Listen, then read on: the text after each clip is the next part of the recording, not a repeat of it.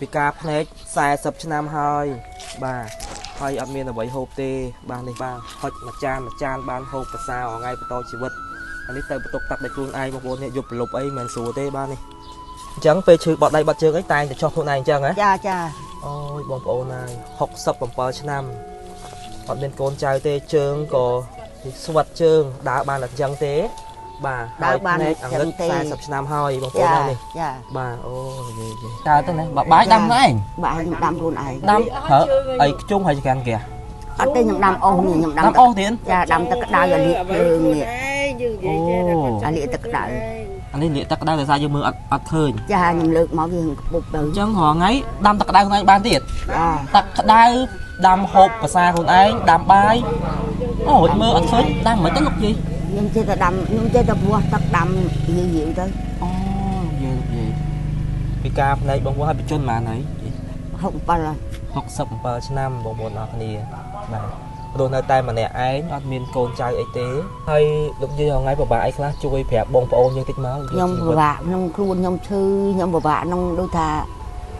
ដែលក្នុងខ្លួនឯងនឹងខ្វះដូចថាម្ហូបអាហារនំចំណីអីចឹងណាអង្គជាព្រៃអីចឹងណាម្នាក់ឯងមានតិចមានច្រើនតិចច្រើនចឹងណាចាហើយខ្ញុំចង់ឲ្យក្មួយនឹងជួយខ្ញុំផងពិបាកពីការងឹតទាំងភ្នែកជើងដើរក៏មិនរួចចឹងនៅតែម្នាក់ឯងទេចា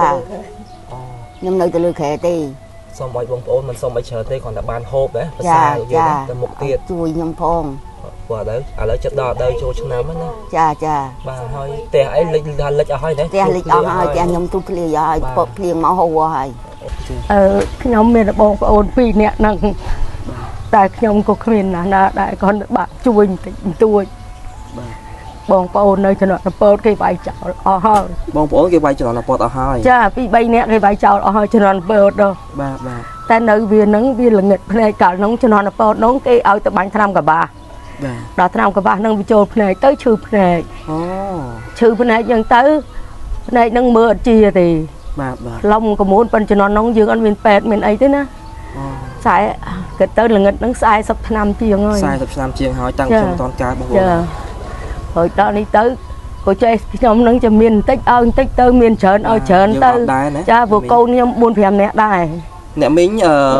អេចូលឲ្យអ្នកមីងមកឃើញក្មេងទៅវត្ត69ចា69ខាងនេះ67តែមើលមកបងប្អូនខុសគ្នាដាច់ហ្មងដាច់គ្នាអស់បាទដូចនិយាយហើយកូននេះដូចម្ដាយកូនមើលទៅតែពិតនេះបងណា69ហើយលោកយាយខាងនេះ67គឺអត់ខុសគ្នាដាច់ហ្មង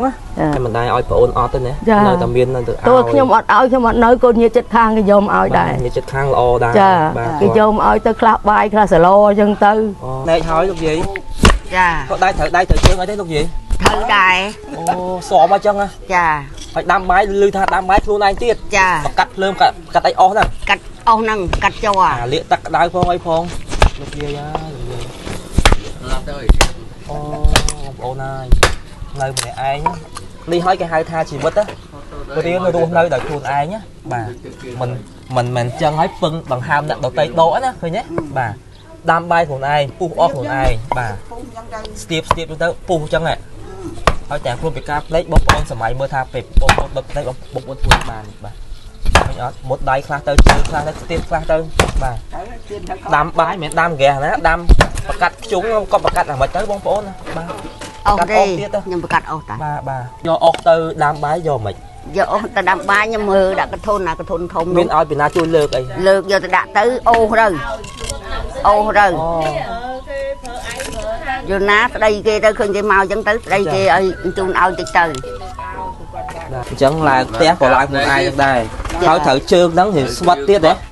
ជើងស្វិតអត់ហឹងមមទៀតទីហ្នឹងអត់មមទេបានតែមកទប់ទេបើឲ្យដើរទៅធម្មតាអត់កើតទេអត់ទេអូបាទតែពេលឃ្លានបាយទៅដាំបាយខ្លួនឯងហើយវាលទៅអញ្ចឹងចាវាអញ្ចឹងហើយបកាត់ភ្លើងយ៉ាងម៉េចលោកយាយហើយបកាត់ភ្លើងដុតជ័រដាក់បាទមើលលោកយាយបកាត់មើលបកាត់យ៉ាងម៉េចអូពេលលឺអញ្ចឹងដូចយ៉ាងម៉េចទេអត់លោកយាយអាចធ្វើបានលោកយាយណាចាដើម្បីជីវិតណាចាឃើញទេបងប្អូនមនុស្សម្នាក់ដើម្បីជីវិតឃើញទេបាទអូរៀនបាយខ្ញុំកំពុងមកដែរកំពុងយកបកបាក់ chẳng về để clean bái tay để do ong nắng mà bạc cắt lớn luôn này ចា បងប្អូនហើយបកាត់ភ្លើងអស់បាដាំបាយហើយដឹងឆ្អិនយ៉ាងម៉េចលោកយាយស្ទាបហើយដឹងនីតិយ៉ាងម៉េច អត់ទេខ្ញុំដាក់ទឹកប្រហីង អូ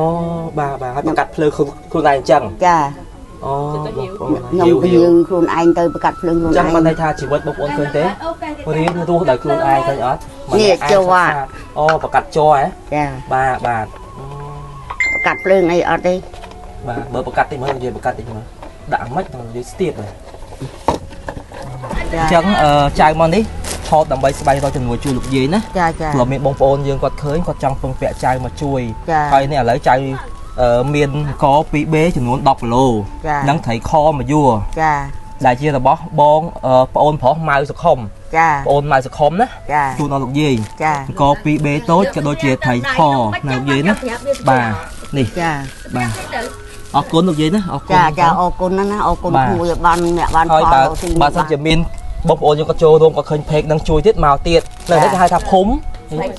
ភូមិស្វាយទៀបឃុំស្វាយទៀបស្រុកចំការលើខេត្តកំពង់ចាមលោកយាយឈ្មោះ និយាយដល់ លោកយាយដប់បងប្អូនចង់ចុះមកទីតាំងដល់ផ្ទាល់ក៏បានដែរបងប្អូនហើយខែមនសនដល់ចិត្តដល់ដល់ឆេងបេងចូលឆ្នាំហើយគឺអាចមកជួយលោកយាយបានហើយលោកយាយណានេះគឺជាសរងមួយកម្មាមួយ ចាចា នឹងឲ្យថវិកា 50000 ទៀត ចា ជាសទ្ធារបស់បងប្អូនទាំងអស់គ្នាដែលតែងតែចូលរួមតាមរយៈเพจសគុណវាសនាណា ចាចា បាទបងប្អូនដែលតែងតែចែករំលែកបាទសទ្ធាតិចក្តីច្រើនក្តីតាមរយៈเพจសគុណវាសនាហ្នឹងឲ្យបានបងទាំងអស់គ្នាណា ចាចាបានបុណ្យទាំងអស់គ្នា 2កម្មាមួយនិងលុយ50000រៀលនិយាយ ចា ណា ចា លោកយាយជូនលោកយាយណា ចា នៅក្តារ5000ណា ចាឲ្យពើឲ្យជ័យក្មួយរកទីមានបានឲ្យតគុណវាសនាហ្នឹង ច្បាស់មិនញាតិចិត្តខាងស្គាល់ហើយទៅ ស្គាល់ហើយដែលខ្ញុំជួយខ្ញុំមិនភ្លេចគុណទេឲ្យបានបុណ្យបានអ្នកបានផលទាំងអស់គ្នារកទីស្គាល់តែមានឲ្យស្គាល់ក្រអា បាទសង្ឃឹមថាបងប្អូនឃើញវីដេអូហ្នឹងហើយអាចចូលរួមមកបើសិនជាបងប្អូនចូលរួមសទ្ធាតាម ABA ក្តី AC ក្តីជួយ comment នៅក្នុងវីដេអូហ្នឹងមកខ្ញុំបូកសរុបថវិកាបើសិនជាបានច្រើនគួរសមខ្ញុំនឹងដឹកនាំជំនួយមកជួយគាត់ម្ដងទៀតនេះគឺជាថវិកាតិចតួចរបស់បងប្អូនដែលតែទុកដាក់ថវិកានឹងជាអង្គនៅកន្លែងទុកនៅ page គុណវាសនាចឹងឲ្យបានបងទាំងអស់គ្នានៅអ្នកដែលចែករំលែកវីដេអូក្តីអ្នកជួយក្តីហ្នឹងឲ្យបានបងទាំងអស់គ្នាអរគុណបាទអរគុណច្រើន